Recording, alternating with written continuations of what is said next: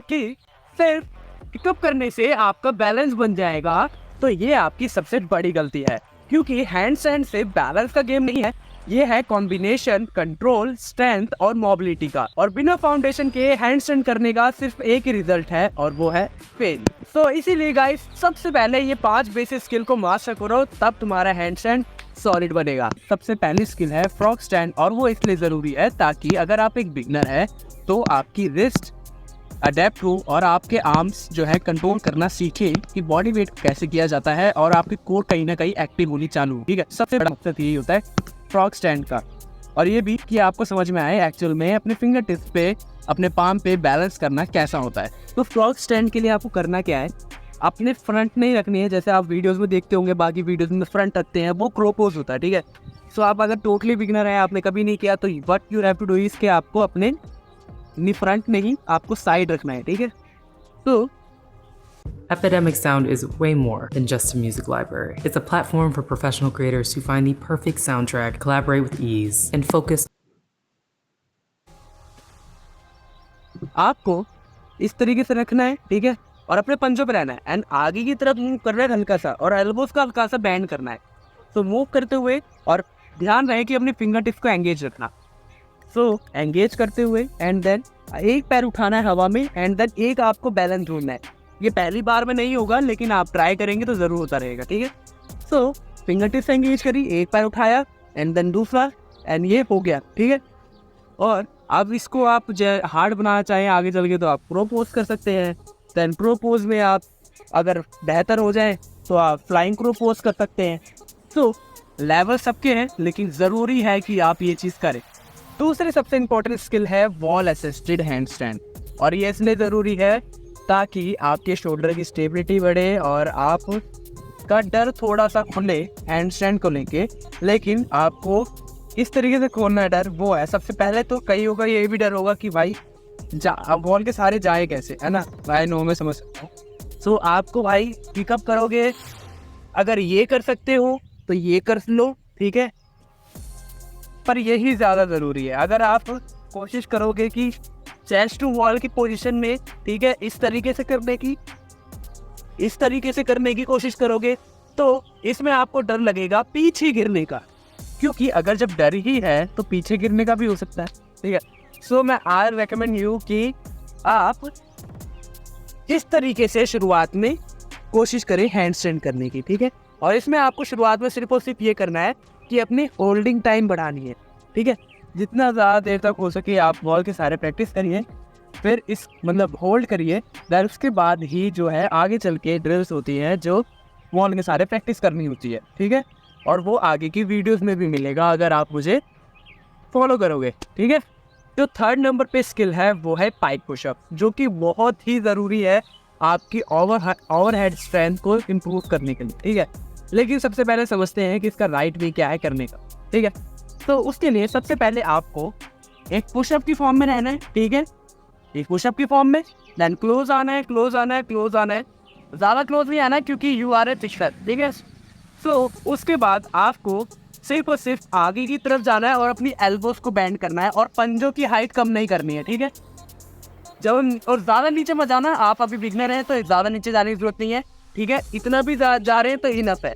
ठीक है, so what you have to do is नीचे जाएंगे, ठीक है, एंड देन ऊपर आएंगे, और आपको ध्यान ये रखना है कि एल्बो आपकी हमेशा स्ट्रेट रहेगी। लाइक आपकी एल्बो पीछे नहीं जानी चाहिए, कि अगर आप ऐसे कर रहे हैं तो ये गलत है। तो what you have to do is के आपको इस तरीके से नीचे जाना है। ठीक है, तो जो चौथी सबसे इम्पोर्टेंट स्किल है वो है ऑल बॉडी होल्ड, और ये सच में बहुत इंपॉर्टेंट है। आप ये चीज़ अभी से फॉलो करोगे तो ज़्यादा बेटर है, और वरना आपको आगे चल के तो इस चीज़ को फॉलो करना ही करना है। ठीक है, क्योंकि ऑल बॉडी होल्ड आपकी कोर की स्टेबिलिटी बढ़ाता है और आपकी कोर की एक्टिवेशन को चालू करता है। ठीक है, मतलब कि एक्टिवेशन करता है कोर की। तो कोई भी बिगनर हो, लेकिन सबसे ज़रूरी यह है कि हॉलो बॉडी एक्टिव किया कैसे जाता है। तो उसके लिए आपको इस तरीके से नॉर्मल लेटना है, देन आपको अपने पैरों को उठाना है। ठीक है, एंड आपको सीधा अपने हेड को नहीं उठाना, आपको कोशिश करनी है पहले अपने कोर को एंगेज करने की। ठीक है, एंगेज करेंगे, देन अपने आप को उठाएंगे, ठीक है, फिक्स करेंगे इस पे। अभी आप बिगनर हैं तो आप अपने हाथ को पीछे नहीं ले जाएंगे, हम आगे ही रखेंगे, ठीक है। और लेग को स्ट्रेट करके, कोर को एकदम टाइट रखना है, लेग को स्ट्रेट करते जाएंगे और हाथों को थोड़ा सा खोलेंगे। 45 डिग्री का एंगल है मेरे आर्म पिट के बीच में, ठीक है। सो खोलेंगे एंड देन पाम का फेस ऊपर एंड अपने पैरों को देखते रहेंगे पूरे वक्त इस तरीके से। और कोशिश करो कि 20 से 30 सेकंड का होल्ड कर सकूं, ठीक है, ज़्यादा बेटर रहेगा। और अगर आप 20 से 30 सेकंड का होल्ड कर लेते हो तो वेल एंड गुड है, तो आप और ज़्यादा कर सकते हो। और कोशिश ये रखना कि आप किसी भी वर्कआउट से पहले ये करोगे, कोर के वर्कआउट से पहले तो ज़्यादा बेटर है। और ये एक लॉन्ग टर्म चीज़ है जो कि बहुत इंपॉर्टेंट है, मैं ये फॉलो करता हूँ अपनी डेली रूटीन में। तो गाइस 5th नंबर पे है शोल्डर मोबिलिटी ड्रिल। ये इसलिए ज़रूरी है ताकि आपकी ओवरहेड फ्लेक्सिबिलिटी और स्कैपुला का कंट्रोल बढ़े।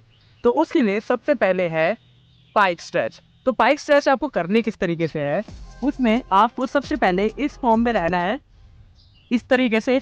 And you only have to do is के आपको सिर्फ और सिर्फ अपने लेग्स को उठाना है और पंजे आपके हमेशा उठे ही रहेंगे, मतलब पंजों की हाइट कम नहीं करनी है, ठीक है। तो इसमें करना क्या है, आपकी जो शोल्डर्स हैं वो एकदम फिक्स रहेंगे अपनी पोजीशन पे, शोल्डर आगे या पीछे मूव नहीं होंगे, ठीक है। तो सिर्फ और सिर्फ आपको अपने पैरों को उठाना है। तो 1 2 3 स्टार्ट। 1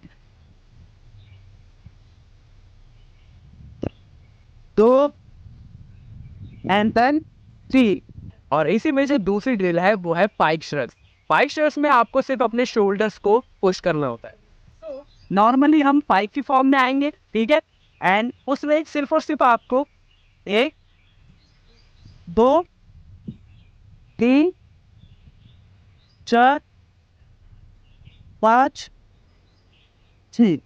और ये करने से आपका जो है स्कैपुला का कंट्रोल थोड़ा डेवलप होगा। और इसी को गाइस आप किसी एलिवेटेड सरफेस पे पैर रख के भी कर सकते हैं, और उसे हम कहेंगे एलिवेटेड पाइक स्ट्रेच और एलिवेटेड पाइक श्रग्स। तो स्ट्रेच और श्रग्स आप दोनों परफॉर्म कर सकते हैं ताकि आपके ओवरहेड की फ्लेक्सिबिलिटी बढ़े और कंट्रोल बढ़े स्कैपुला का, ठीक है। चलो अब हट जाओ, ठीक है। सो और ये करना किस तरीके से है, आपको आगे जाना है एंड देन पीछे आना है, ठीक है।